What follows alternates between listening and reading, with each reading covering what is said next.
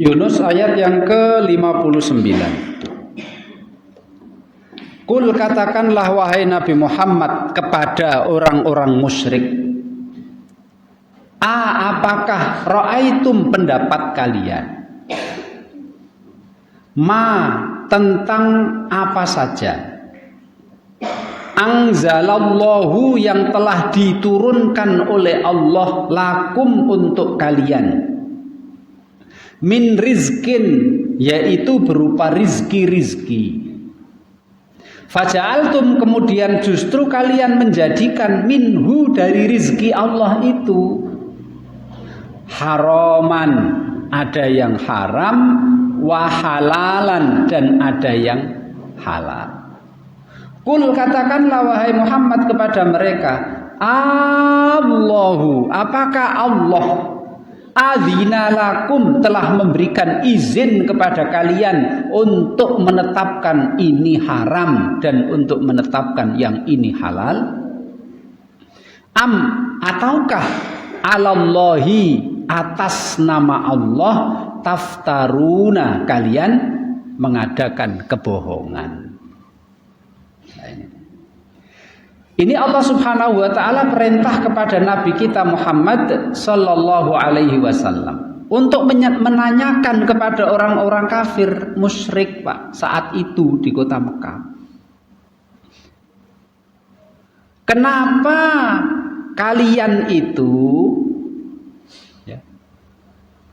menjadikan ini haram dimakan, ini halal dimakan, padahal kalian tidak berdasarkan syariat, tidak berdasarkan wahyu dari Allah, itu hanya berdasarkan hawa nafsu kalian. Apakah Allah Subhanahu wa taala telah memberi izin kepada kalian untuk menetapkan yang ini haram, yang ini halal? Apakah Allah mengizinkan kalian? Ataukah kalian hanya mengada-ngadakan kebohongan? Jawabannya adalah itu hanya kebohongan dari mereka. Jadi ceritanya begini, Pak. Ceritanya itu orang kafir Quraisy Mekah saat itu Allah Subhanahu wa taala telah memberikan rizki kepada mereka, Pak. Raja kaya, bahimatul an'am, unta, kambing, harta perdagangan. Padahal ya tanahnya ya tandus kayak gitu, padang pasir. Ning Allah Subhanahu wa taala menciptakan raja kaya, bahimatul an'am, hewan ternak yang memang nyaman, Pak. Memang tinggalnya di tempat yang panas, yaitu unta. Mereka punya unta, Pak. Satu orang itu punya ratusan. Bukan seperti kita. Kita kan di luru wis di sapi luru rekoso, Pak, ya. Sana kan Masya Allah padang pasir luas, gembalaan luas. Sehingga Allah Subhanahu wa taala memberikan rezeki kepada mereka. Padahal ya ora iso nanam di sana, Pak, ya.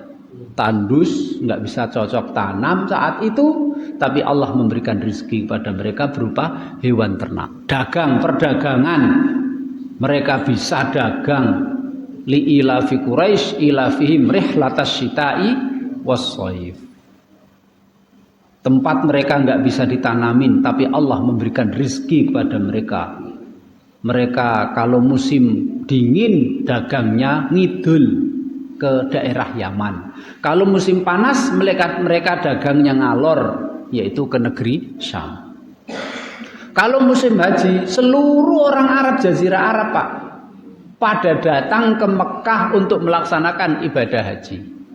Padahal mereka musyrik, yang tetap melaksanakan ibadah haji. Nah, ketika mereka pergi ke Mekah melaksanakan ibadah haji, ya ono sing sambil dagang, ya ono sing kulaan di sana, ya ada yang jualan, sehingga ekonomi di kota Mekah itu memang makmur. Tambah lagi yang saya katakan tadi adalah hewan ternak, bahimatul an'am, raja kaya yang Allah berikan pada mereka, unta, kambing, luar biasa. Tapi sayang, Pak, Mereka itu sembarangan mengikuti hawa nafsu, menetapkan unta ini tidak boleh dimakan orang. Unta ini untuk Tuhan kita. Kambing ini tidak boleh dimakan orang.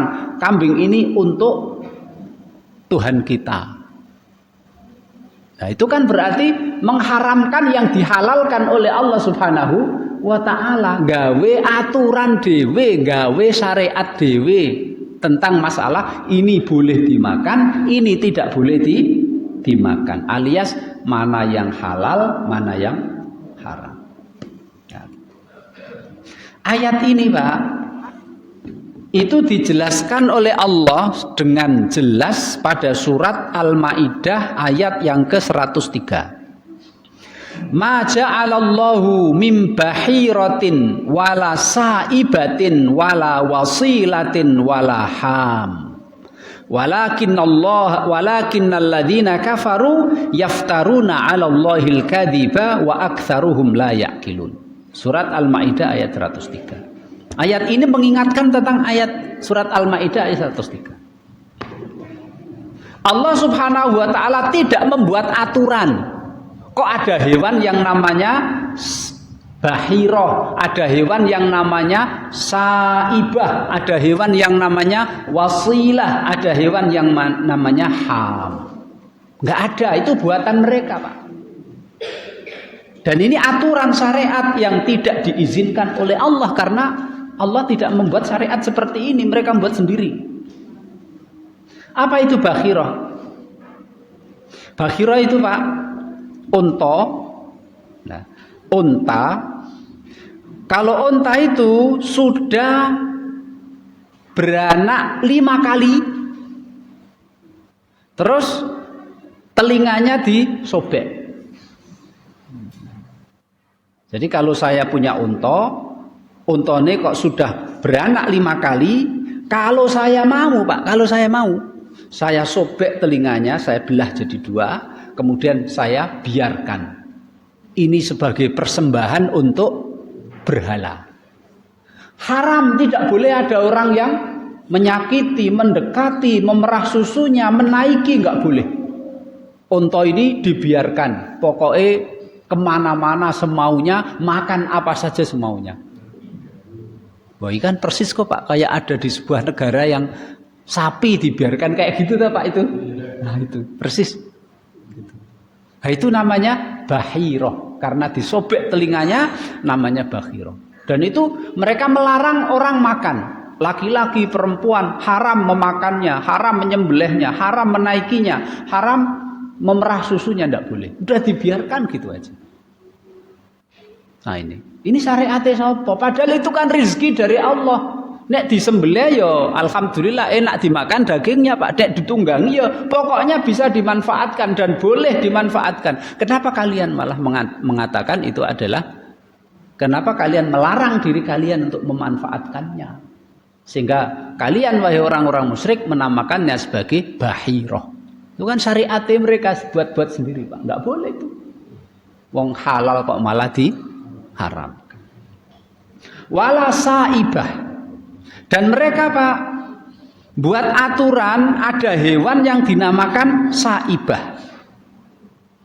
Saibah itu apa? Saibah itu adalah hewan apa saja, baik unta ataupun kambing.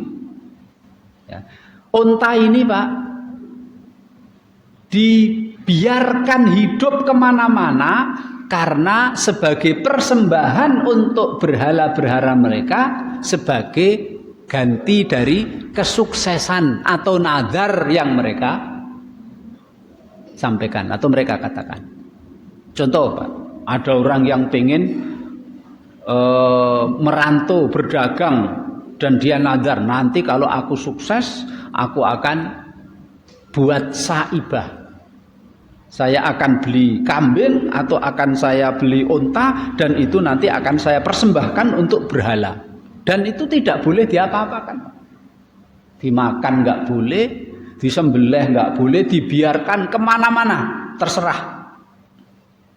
Karena sudah dijadikan persembahan untuk Tuhan atau untuk berhala mereka. Sebagai sebagai bukti atau sebagai ungkapan syukur mereka atau nadar mereka atau apa saja. Contoh kalau ada orang sakit terus dia bilang nanti kalau aku sembuh aku akan mempersembahkan satu hewan untuk berhala. Pas dia sembuh Pak, akhirnya dia persembahkan. Dan persembahkannya bagaimana? Hewan itu dibiarkan, ya, dibiarkan kemana-mana, wis sak karepe, nggak dinaiki, nggak disembelih, nggak diapa-apakan, nggak dipera susunya, namanya dipersembahkan untuk berhalanya. Itu namanya saibah. Kemudian wala wasilah, mereka punya istilah wasilah. Wasilah itu apa Pak?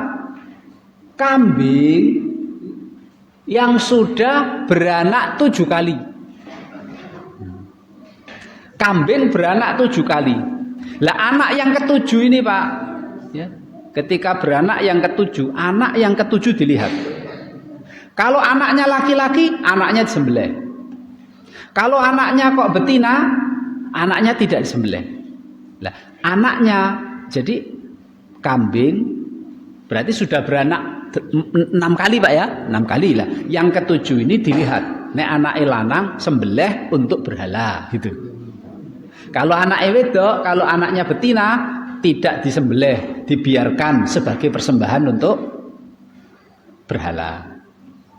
Nah, kalau si kambing betina ini anaknya loro, lanang karo wedok, sing lanang tidak disembelih. Kenapa tidak disembelih? Karena disusuli oleh saudaranya, yaitu si betina yang lahir bareng itu. Tidak disembelih, dibiarkan itu untuk berhala mereka. Itu namanya wasilah. Walaham, dan mereka punya istilah ham. Apa itu ham Pak? Pejantan. Pejantan, ya, yaitu unta jantan. Unta jantan ini kalau sudah istilahnya sudah mengawini betina dan betinanya sudah melahirkan 10 kali. Jadi pejantan sing iso menjadikan unta betina beranak 10 kali. Wah, itu namanya ham. Berarti si pejantan itu berarti sukses Pak. Karena membuat betina iso beranak 10 kali. Nah, kalau karena dia sudah bisa menjadikan betina beranak 10 kali, maka pejantan itu dijadikan persembahan untuk Tuhan mereka. Tidak boleh dinaiki, tidak boleh disembelih, tidak boleh diapa-apa. Diharamkan untuk manusia karena itu untuk Tuhan mereka. Nah, ini diingatkan oleh Allah. Kalian membuat aturan seperti itu Allahu adzina lakum am 'alallahi taftarun. Apakah Allah mengizinkan kalian? Apakah Allah Subhanahu wa taala memberikan syariat seperti itu kepada kalian? Jawabannya tidak. Itu berdasarkan hawa nafsu mereka.